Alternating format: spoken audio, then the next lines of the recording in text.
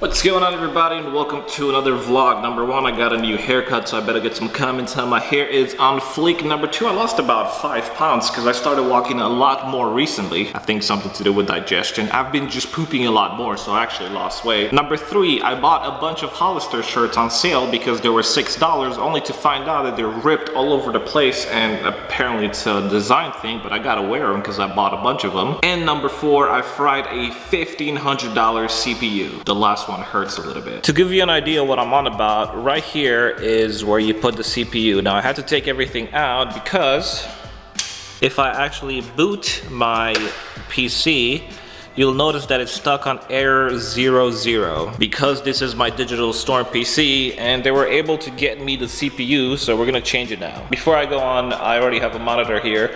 I need to bring a keyboard and a mouse. I can't use my current keyboard and my mouse because they're hooked up to the streaming PC that's currently my only PC right now. I have to use one of my backup keyboards, which is the same as that, only on this one I spilled Starbucks, and on this one I spilled soda, which means some of the keys are gonna be a bit sticky, but they should work. And I'm gonna need a mouse.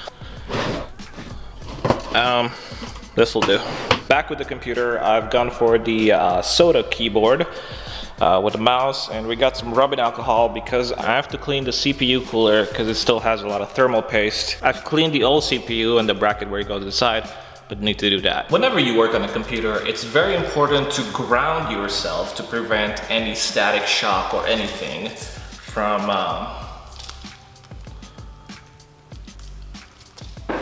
Let's get started with the computer rebuild. The first thing that I want to do is to clean the CPU cooler, and the way to do that, you want to use a microfiber cloth that's non-static, which is not this one. This is just a regular microfiber cloth, and paper towels, and I'm going to be using some rubbing alcohol to clean it really well. For legal reasons, I recommend you not to do this, even though I've done it always. Ideally, you want to remove everything and clean it off of the computer to prevent any sort of dirt or accidental happenings here. I am much lazy, so I'm just gonna do it here and hope for the best. I'm just gonna use the paper towel to remove the big chunks that I can remove. Then I'm gonna apply some rubbing alcohol, which I'm gonna do it right here so I don't spill any on the computer. You want to make sure it doesn't drip and it's not soaked in rubbing alcohol, and just start wiping away. Obviously this is going to get really dirty, so just replace it.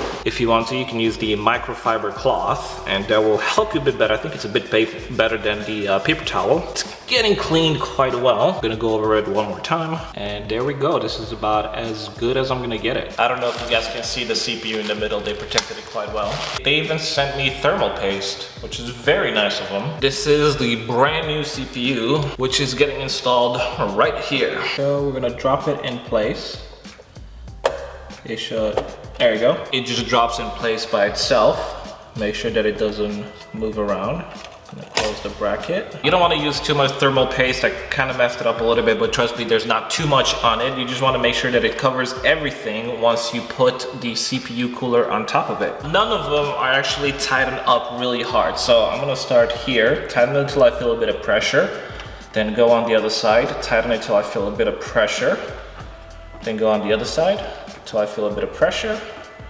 And other side till I feel a bit of pressure. Never over tighten your CPU cooler to the CPU. At this point, if you ever take your PC apart, you want to make sure that all of your other connections are set in properly and make sure nothing is loose. I have the motherboard and the CPU connected. Right there, we used to have code 00, so hopefully if we don't see code 00, then we fix the problem. Yup. I heard the beep, and does not say code 00 there anymore. To boot it up into BIOS, which is what I want to do, you're not going to need too many things, so I'm only going to put one stick of RAM in, and I don't have a HDMI out of the motherboard, so I'm going to have to put in the video card as well. It's telling me that there's CPU fan error and a bunch of other things, which I should be able to fix in BIOS. Right here, that the white one is CPU fan, and I think the other one is just like a chassis fan. So our CPU fan is working, all the chassis fans are currently off. I'm guessing because they're turned on by the software. I don't know if this is still true, but when I was building PCs, they always recommended that if you're gonna put them on two sides of the CPU, to always put them away from the CPU. So that's why I put them on the two slots that are matching away from the CPU and two slots that are matching away from the CPU. I don't necessarily need to install the rest of the cards. This is a network card between the gaming PC and the streaming PC. And this one came with my motherboard, which is a USB 3.1 Type C, USB 3.1 Type A, mini display port in. I got my two hard drives. This is a 3 terabyte and this is a 2 terabyte. I just kind of forgot which one goes where, so I'm just gonna put them in. It should be fine. Drop it in and lock it. I should also screw these back in, so let's do that. By the way, if you work with PCs, get yourself one of these things. I mean, you can put all your screws in that you take out and you never lose them. So much like anything in your PC, make sure to not over tighten your screws, because at some point you got to take them out again. With everything kind of connected, we can give it a test boot to make sure that all works well. Give it power. My power switch is all the way there, so I'm just going to start it from here because it's easier.